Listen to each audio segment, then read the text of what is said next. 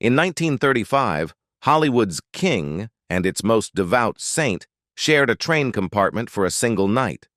What followed was a web of lies that would last 80 years. A secret child, a fake adoption, and a career-ending scandal buried under the glitz of the silver screen. Behind the perfect smiles of Clark Gable and Loretta Young lay a cold, calculated deception. This isn't just a romance, it's the most elaborate cover-up in Tinseltown history. Loretta Young wasn't born a star. She was forged in the fires of silent-era survival. Born Gretchen Young, she was just 3 years old when she first stepped onto a film set.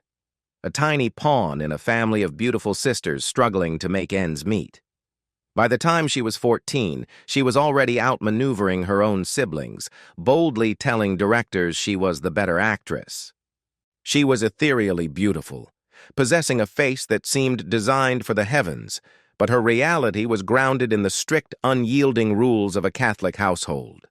Her mother, Gladys, had transformed the family home into a sanctuary of religious vigor. This wasn't just a house, it was a fortress of propriety. While other Hollywood starlets were chasing jazz-age thrills, the young girls were attending weekly suppers with priests and living under a rigid code of conduct. But even the strongest fortress has a crack, and for Loretta, that crack was a desperate, unquenchable thirst for romance. It was a hunger that would eventually pit her faith against her heart in a battle that lasted a lifetime. The first explosion occurred when Loretta was only 17. In a move that shocked her devout family, she eloped with Grant Withers, an actor 11 years her senior. It wasn't just the age gap that horrified her mother. It was the ultimate sin of marrying a non-Catholic. The punishment was swift and brutal. Her mother refused to speak to her, forcing her sisters to treat her like a ghost. Loretta found herself isolated in a crumbling marriage, a fallen girl in an industry that was already starting to whisper. When the marriage inevitably failed less than a year later, Loretta crawled back home, only to be met with a divine ultimatum. A visiting priest, Father Ward, didn't offer her comfort. Instead, he handed her a terrifying warning, paraphrasing scripture to tell her that she should have a millstone tied around her neck and be thrown into the sea rather than give a bad example to other young girls. He forced her to confront a binary choice: heaven or hell. That moment burned into her psyche, creating a woman who would spend the rest of her life trying to be good while constantly being drawn to the bad. This internal war manifested most clearly in her relationship with Spencer Tracy. He was a brilliant actor, a fellow Catholic, and, most complicating of all, a married man. Their courtship was a public spectacle of private restraint. Loretta was desperately in love, but she was haunted by her promise to God. She even wrote him a letter, a heartbreaking document of a woman pleading for help to stay chaste. She told him they had to be a good boy and a good girl, or they couldn't see each other at all. She was a woman living on the edge of a breakdown, teetering between her carnal desires and her fear of eternal damnation. But as 1934 came to a close, the tension reached a breaking point. Tracy couldn't maintain the forever chaste bargain, and the high parted ways just as Loretta was assigned to a new high-budget project. She was headed to the freezing wilderness of Mount Baker to film Call of the Wild. She thought she was escaping the drama of Los Angeles, but she was actually walking straight into a blizzard that would change her life and Hollywood history forever. Because waiting for her in the snow was a man who didn't care about millstones, priests, or being a good boy. In January 1935, the production of Call of the Wild moved from the controlled environments of the studio backlot to the unforgiving terrain of Mount Baker, Washington. This wasn't just a location shoot, it was an exile into a frozen world. The cast and crew were trapped by a relentless blizzard that dropped temperatures to 11 degrees below zero. It was so cold that the film itself froze inside the cameras. For Loretta Young, the girl who had been raised in the strict, warm confines of Catholic propriety, the wilderness was a shock to the system. She was doused in water for a scene and began to cry uncontrollably as her teeth chattered in the sub-zero air. Amongst this desolation stood Clark Gable. At 34, Gable was at the absolute peak of his powers. He was a month away from winning an Oscar for It Happened One Night, and the studio was busy rebranding him from a romantic lover to a hardened he-man. He was the alpha male of Hollywood, a man who treated women like conquests and the rules of society like mere suggestions. While Loretta was still nursing a broken heart from her failed romance with Spencer Tracy, Gable was looking for his next distraction. He was a known womanizer, currently embroiled in a volatile marriage and a scandalous affair with Joan Crawford. He was the fox in the henhouse, and the snow had locked the doors. Isolated from the watchful eyes of the press and the usual Hollywood chaperones, the atmosphere on the mountain became dangerously informal. When they weren't sequestered in their freezing quarters, Gable and the 22-year-old Loretta engaged in a high-stakes flirtation. Gable would roam the camp shouting, "Where's my girl?" whenever he wanted Loretta's attention. For Loretta, who thrived on being admired, the attention from the king of Hollywood was intoxicating. She would later claim that she believed as long as boundaries weren't crossed, she was doing nothing wrong. She was playing a game of fire in a world of ice, unaware that the king was used to getting exactly what he wanted. The crew watched as the two stars clowned around, their chemistry radiating more heat than the campfires. To the outside world, it looked like a standard on-set romance, fueled by boredom and proximity. Loretta's own daughter would later recount how her mother believed every performance required falling a little bit in love with her co-star. But Loretta was still a good girl, or so she told herself. She was still writing letters to her lost love in Los Angeles, waiting for the mail to arrive on snowshoes, while Gable was right there, closing the distance. As the production finally wrapped after 9 grueling weeks, the tension had reached a boiling point. The flirtation that had sustained them through the blizzard was about to be funneled into the cramped private quarters of a moving train. Loretta thought the game would end once they reached Los Angeles, but she was about to find out that for Clark Gable, the game didn't end until he won. The train was pulling out of the station, heading south toward a destination that would shatter Loretta's carefully constructed world. The overnight train back to Hollywood was supposed to be the end of the journey. In the hierarchy of the studio system, the stars were given individual sleeping compartments, small private sanctuaries of wood and velvet, while the rest of the crew and chaperones were relegated to the common seating areas. It was in the dead of night, as the train rattled through the darkness toward California, that Clark Gable entered Loretta's compartment. For decades, the specifics of what happened in that small room remained a void in Hollywood history. Loretta never spoke of it to her mother, her sisters, or even her husbands. It was a secret she carried like a weight, buried under the glamour of her persona. Only at the end of her life did the truth begin to emerge, framed by a generation of women who lacked the language to describe what we would today call non-consensual. Loretta was a woman who had been trained since the age of 3 to put on a good face and keep moving. When the train arrived in Los Angeles early the next morning, her mother, Gladys, was there to meet her. In a display of chillingly polite resilience, Loretta invited Gable to breakfast with her mother as if nothing had happened.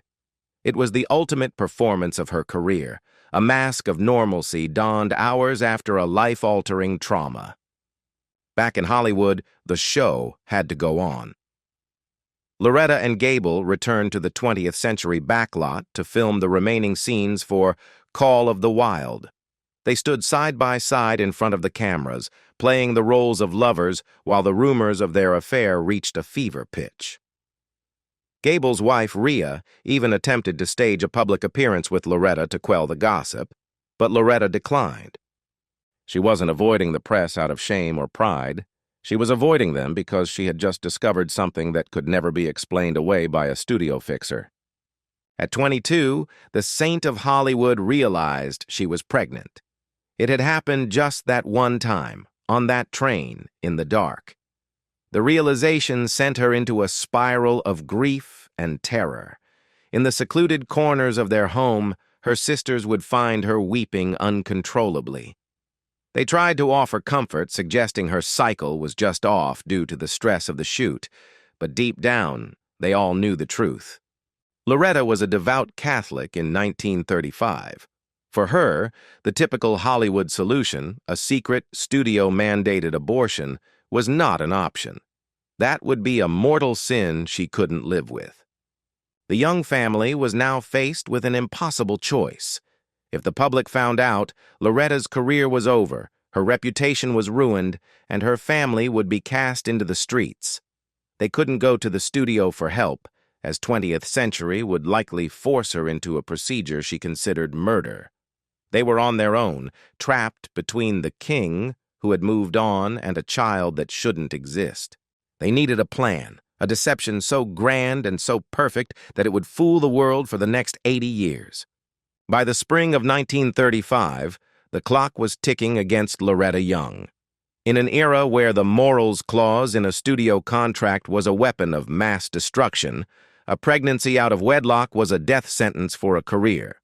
Loretta wasn't just any starlet. She was the industry's symbol of purity. If the public discovered that the saint of Hollywood was carrying the child of a married man, the king of Hollywood no less, the fallout would have been nuclear. But Loretta and her mother, Gladys, were not about to let her legacy crumble. They began to construct a labyrinthine deception, a masterpiece of social engineering designed to hide a growing belly and a mounting scandal from the world's most intrusive eyes. The first step was the disappearing act. Loretta suddenly became ill, a vague and mysterious condition that required total rest and withdrawal from public life.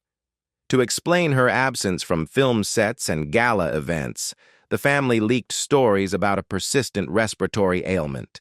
They even went so far as to claim she was traveling to Europe to seek specialized treatment. In reality, Loretta was a prisoner in her own life, sequestered in a small, nondescript house in Venice, California. The windows were shuttered and the doors were locked.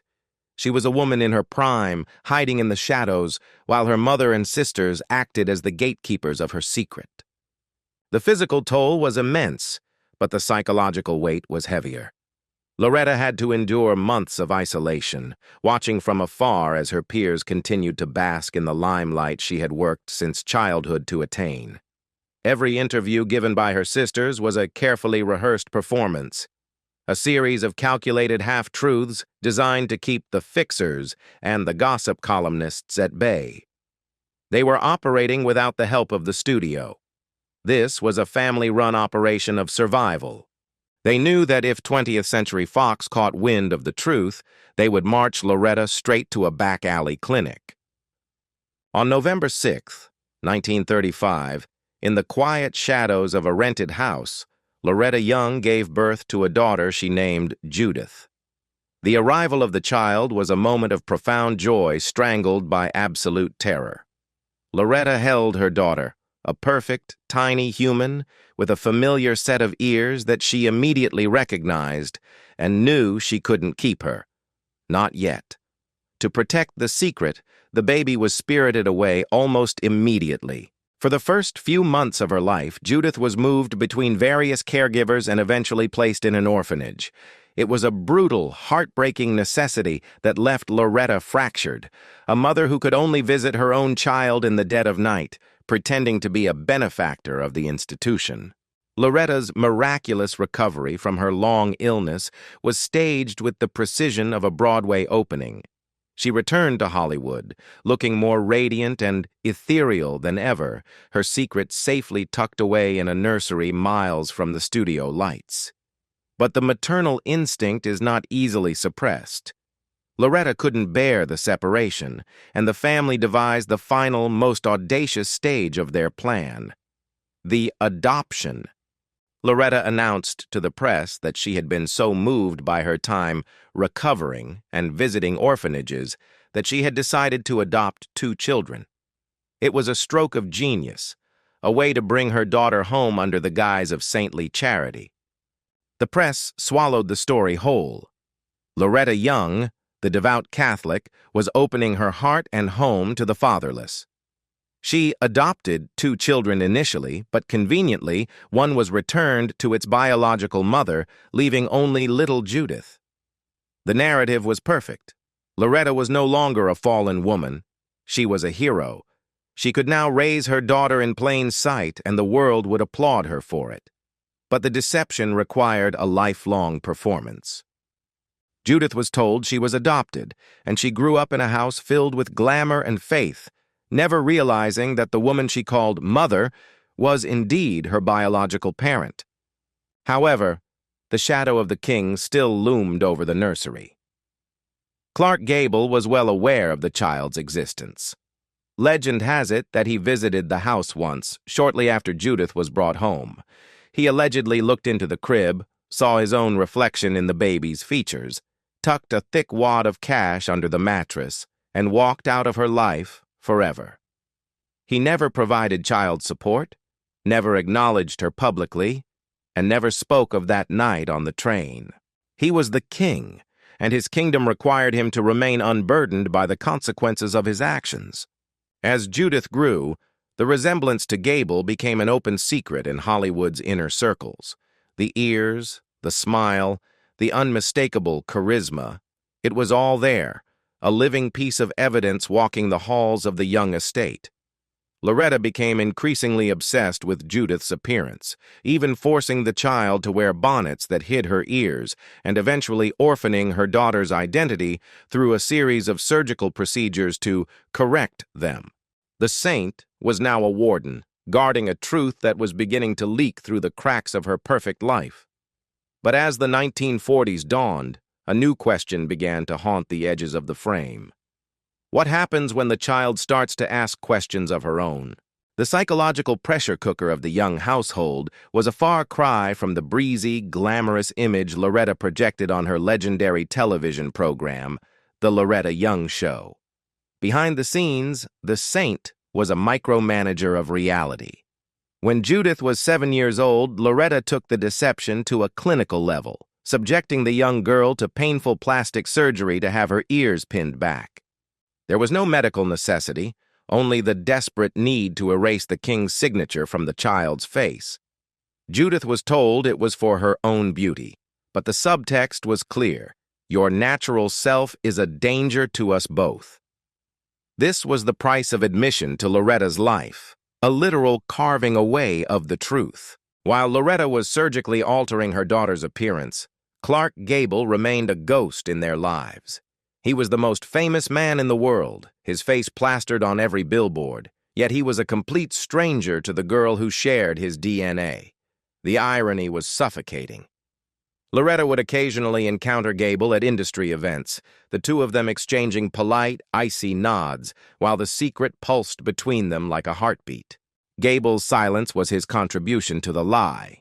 He was a man who valued his manly image above all else, and a scandal of this magnitude would have stripped him of his crown. He chose his kingdom over his kin, leaving Loretta to carry the full weight of the deception alone. The moment of truth didn't happen in a courtroom or a tabloid headline. It happened in the quiet, suffocating intimacy of a mother's dressing room. In 1966, shortly before her own marriage, a 31-year-old Judith finally confronted Loretta. She had spent years piecing together the fragments, the whispers of Call of the Wild, the timing of the illness, the surgical alteration of her own face, and the haunting resemblance to the man they called the King. She didn't ask her mother, she told her. The confrontation was the end of a 30-year performance. Loretta, faced with the undeniable reality of her daughter's knowledge, finally broke. She admitted that Clark Gable was indeed Judith's father, but the admission came with a caveat. It must never, ever be told to the public. The relationship between the two women became a cold war of silence and resentment.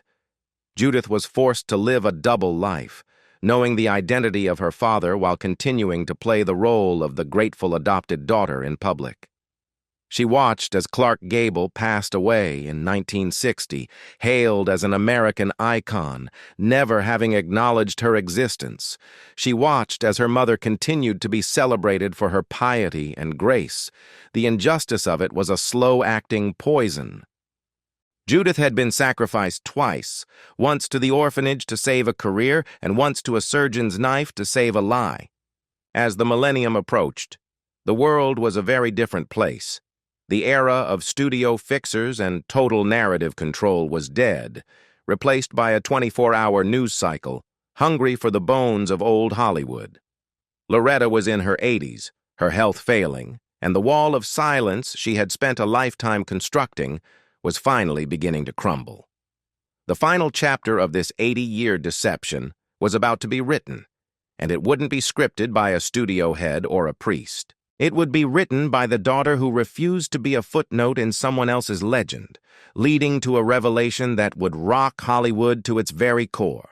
The silence that had defined the Young family for decades finally shattered in 1994. Judith, now living as Judy Lewis, published her memoir, Uncommon Knowledge. It was the ultimate act of defiance against the Hollywood machinery that had tried to erase her origins. The book laid bare the entire architecture of the lie, the fake illness, the secret birth, and the agonizing years of pretending to be an adoptee in her own mother's house. For the public, it was a scandalous peek behind the curtain of the golden age. For Loretta, it was a betrayal of the highest order. She was so incensed that she initially refused to speak to Judy, clinging to the wreckage of her reputation even as the tide of history swept it away. The saint of Hollywood was finally forced to stand in the light of her own truth, and she found the glare unbearable. However, the most chilling revelation didn't come until long after Loretta and Clark Gable were gone.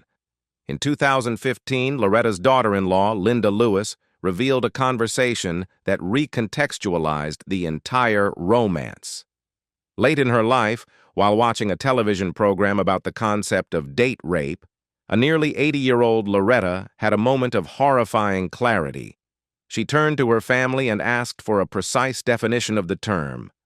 When they explained that it meant a sexual encounter where a woman says no, but the man ignores her, Loretta's face went pale.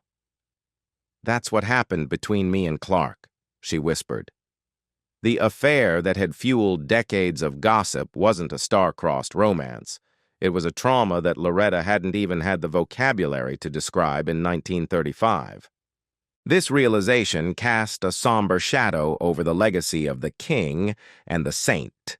It transformed Loretta from a calculating deceiver into a survivor of a system that offered her no protection. In the 1930s, there was no recourse for a woman in her position, especially when her assailant was the studio's most valuable asset. She had spent 80 years hiding a sin that was, in reality, a crime committed against her. The rigid Catholic guilt that had dominated her life was a prison built on a foundation of victimization. She had punished herself and her daughter for a shame that was never theirs to carry, a tragic cycle of silence that only ended when the last of the players had left the stage. As the 21st century dawned, the story of Clark Gable and Loretta Young evolved from a classic Hollywood scandal into a cautionary tale about the high cost of the perfect image. The studio system had succeeded in protecting its stars, but it had done so by sacrificing a child's identity and a woman's peace of mind. The archives now hold the glamorous photos and the ethereal film clips, but they also hold the memory of a train ride in the dark, and a girl who spent her life wondering why her own mother was afraid of her face. The king is dead, the saint has ascended, and all that remains is the echoing question of what else was buried beneath the glitz of the silver screen. Loretta Young passed away in 2000 at the age of 87, remaining a figure of grace and mystery until the very end. Her daughter, Judy Lewis, died in 2011, having spent her later years as a therapist, helping others navigate the kind of identity crises that had defined her own life. Clark Gable, the man who never looked back, has been gone since 1960, his legend as a man's man largely untouched by the secret he left behind in a Venice nursery. They are all gone now, leaving behind a filmography that remains the bedrock of American cinema, but the story of their hidden child serves as a permanent stain on the velvet curtains of the Golden Age. It reminds us that behind every flawless close-up, there was often a human price paid in full. The legacy of this cover-up is a powerful reminder of the lengths we go to preserve a fantasy. Loretta Young chose her career and her faith over the truth, and in doing so, she became both a victim and a participant in a grand deception. Her story teaches us that silence rarely protects. It only postpones the reckoning. Today, we look at the stars of the past with a more critical eye, recognizing the flawed, hurting humans behind the archetypes. The king and the saint were just people, caught in a blizzard of their own making, trying to survive in a world that demanded perfection at the expense of the soul. Thank you for joining us for this deep dive into Hollywood's most enduring secret.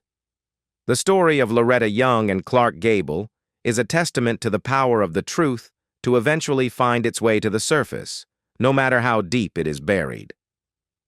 If you found this journey through Tinseltown history compelling, please hit the like button and subscribe for more deep dives into the hidden lives of the icons you thought you knew. What do you think about the studio system's role in this cover-up? Was Loretta a victim of her time, or was she complicit in her daughter's pain? Let us know your thoughts in the comments below. We read every single one. Every single one. Every single one. Every single one.